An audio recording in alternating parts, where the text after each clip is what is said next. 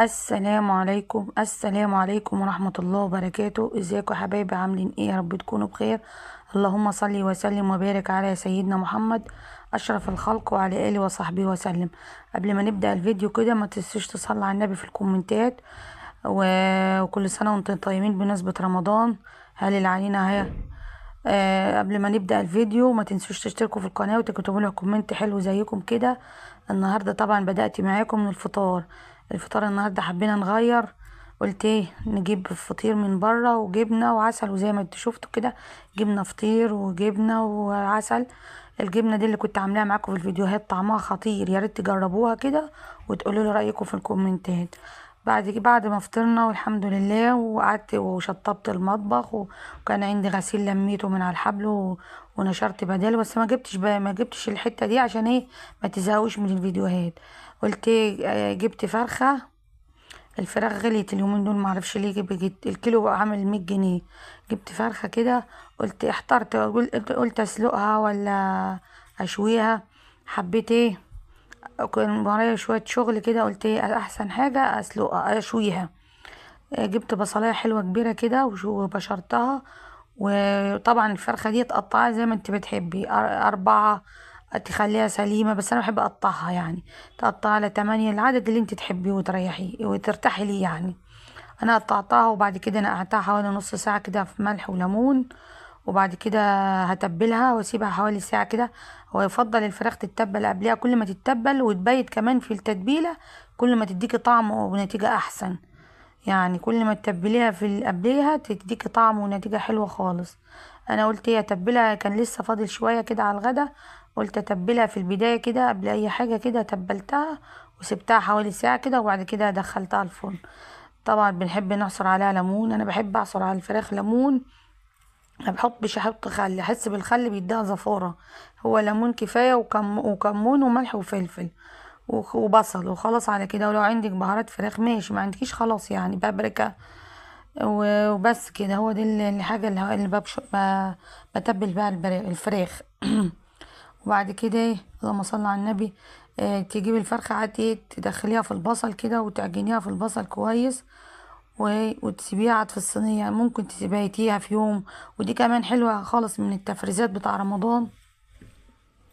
يعني كويسة خالص في تفريزات رمضان الفراخ. هي الفراخ تفضل ان هي تشوي ماشي، تفرزيها ما متبلة. الا لو فراخ هتتسلق لا، يفضل انك تجيبيها اليوم اللي تسلقي فيه الفراخ، تجيبيها يوميها. الا غير كده ما طعمها بيغير وما بتبقاش حلوة. يعني يفضل الفراخ المشوية هي اللي تجيبيها قبلها يعني وتتبليها وتسيبيها عادي في الفريزر. انما اللي تسلقيها تجيبيها في نفس اليوم. انا ما بحبش الا الفراخ كده اهوتي. وتفضل تعجني فيها كده كويس لغاية ما تشرب التتبيلة بتاعتها يعني، وتبقى معاكي زي الفل ان شاء الله. وعايزة لو وصلت لغاية هنا ما تنسيش تشتركي في القناة وتكتبي لي كومنت كده حلو عشان تفرحيني. بعد كده دخلتها سبتها حوالي ساعة. قبل ما حملت الحاجات اللي ورايا الشقة كده، لفيت في الأوض، فرشت السراير، نشرت الغسيل، كل ده. بس انا ما جبتوش معاكم عشان ما تزهقوش بقول لكم. قلت ايه طالما مولعه الفرن اعمل حاجه حلوه. قلت اعمل ايه، اعمل جلاش. هما الاولاد بيحبوه طلبوه مني. قال لي ماما هو مش لازم لما احنا داخل على رمضان نستنى رمضان يعني. قلت لهم ماشي هعمل لكم. انتوا طبعا شفتوا الجلاش ده جبته معاكم في المشتريات. انا هادي الجلاش بعمله في الايام العاديه، بسبوسه الحلويات كلها بعملها عادي في الايام العاديه، ما بستناش رمضان عشان اعملها. يعني عادي بعملها بالايام كده. قلت طالما انا مشغله الفرن ادخل الصينيه بعد كده كده سخن. اعمل ايه جلاش معانا نحلي بيه يعني بعد الغدا. قلت ايه سريع كده وسهل والاولاد بيحبوه يعني. في ناس بتحب القلاش دوت صوابع، وفي ناس بتقطعه مثلثات، وفي ناس يعني ايه هو ليه كذا طريقة. بس انا النهاردة لما كان الوقت مضغوطة فيه عملته ايه مربعات كده في الصينية على طول. انا كنت ناوي اعمله صوابع بس الوقت هو اللي ما كانش كفاية. قلت ايه خلاص اعمله كده النهاردة، والمرة الجاية ان شاء الله بعمله صوابع.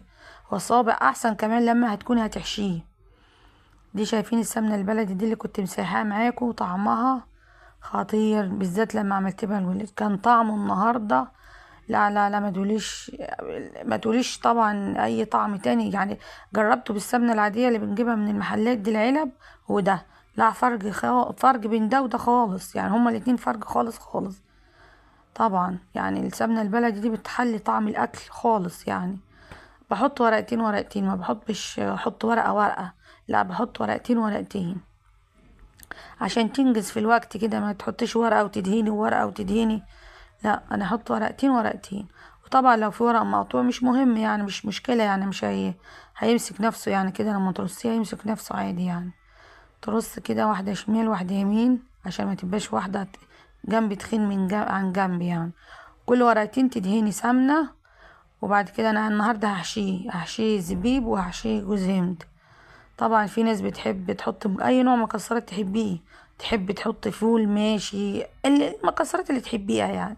وفي ناس كمان تعمله ساده، يكون ما حدش بيحب المكسرات يعملوه ساده عادي يعني، برضو بيدي طعمه حلو برضو يعني.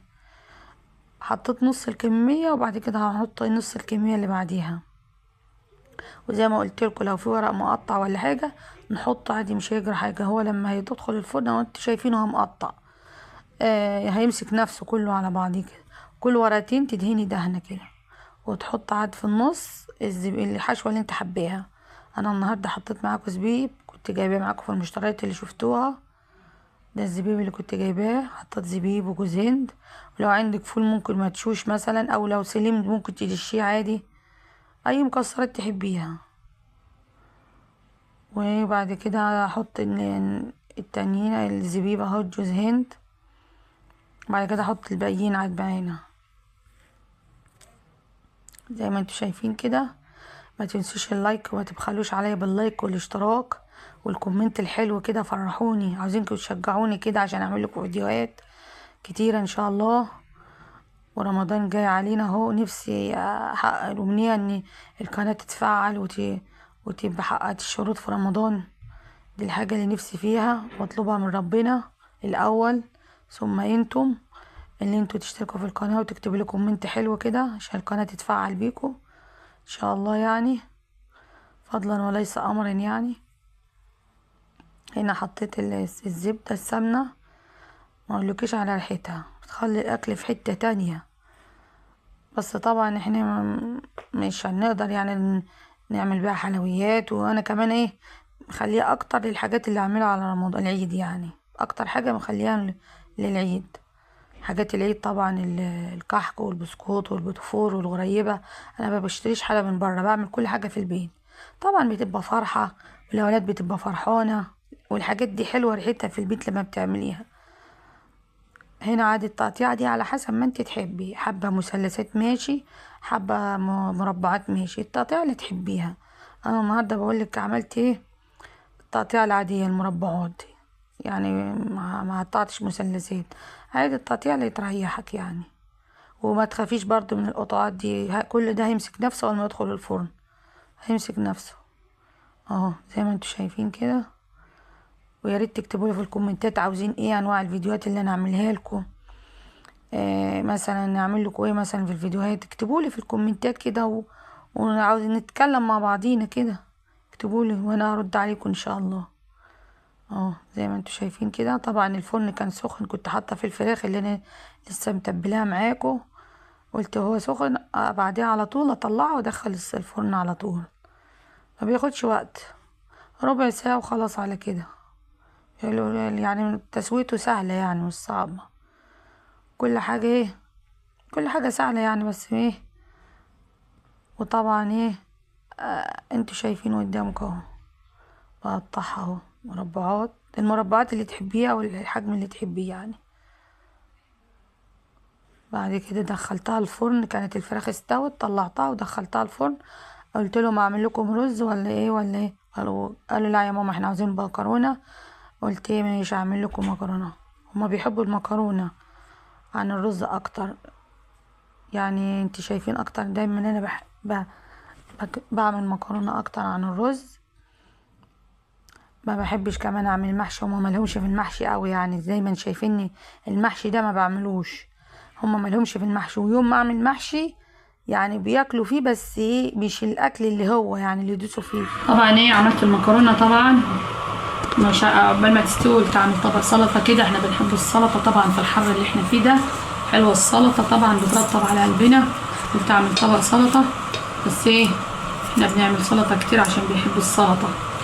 السلطة حلوة ومغذية، بنعمل طبق سلطة كده حلو كده يغذينا ويرطب على قلبنا في الحر اللي احنا فيه ده.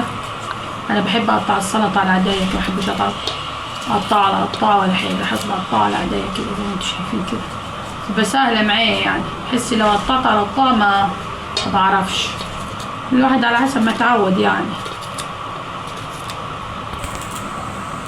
هنا زي ما قلت لكم كده، يا ريت تكتبوا في الكومنتات كده ايه رايكم في محتوى القناه، عجبكم ولا ايه؟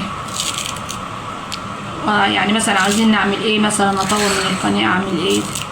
بس هو طبعا انتوا عارفين محتوى الروتين هو بيبقى كده يعني، هو محتوى الروتين كده، مشتريات للبيت، طبخ، تنظيف، يعني هو الروتين بيبقى كده يعني. انا ما بخرجش كتير يعني، بخرج اروح السوق طبعا، وطبعا مش هصور لكم في السوق يعني وانا ماشي كده اصور في السوق.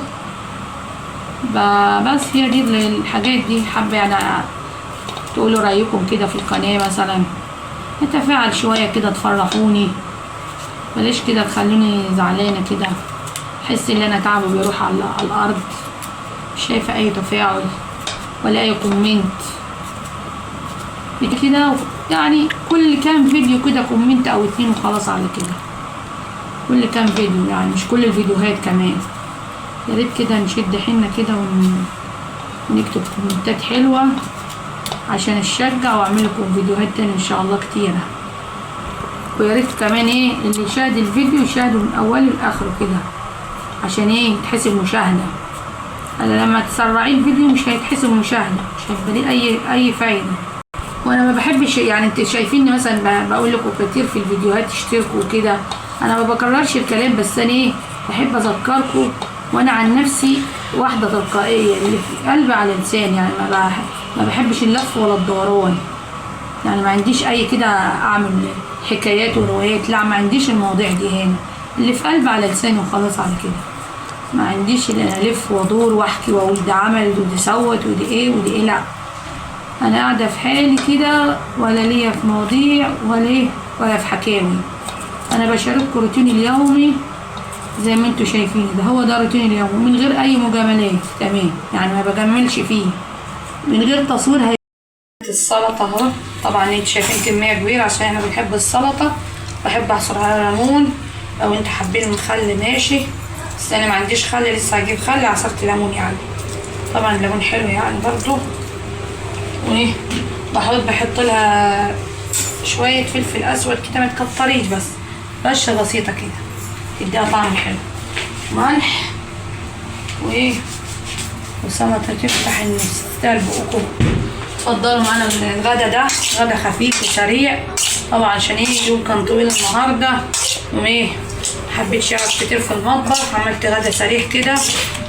في ناس ايه اخر الايام كده بتقضيها اي حاجه، بس انا احسبها ان هي ايه، اي حاجه دي بتبقى متعبه يعني. انا عندي شويه مكرونه واي حاجه كده، بس فراخ كده مشويه ومكرونه وسلطه احسن من ان ايه اكل اي حاجه شعبيه. الحاجات الشعبيه دي بتتعب وبتاخد وقت، وبرضه بعديها بشويه كده بتحسي باللي انت جعانه، تدوري على حاجه تاني.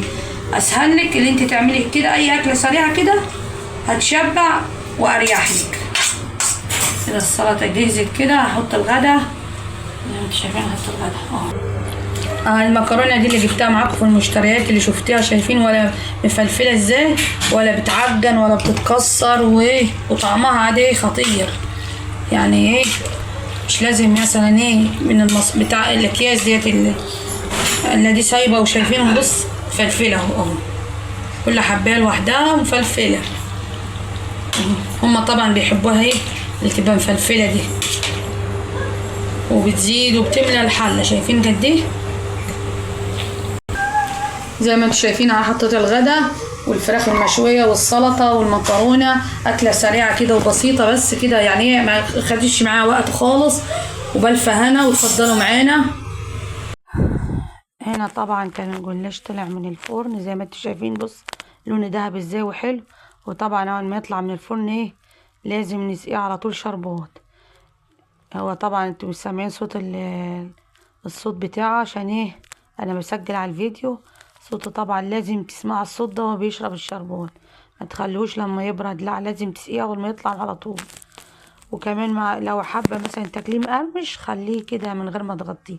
حابه تاكليه طري غطيه بفوطه كده او صينيه وهو يطلع معاك طري. حابه تاكليه مقرمش خليه زي ما هو.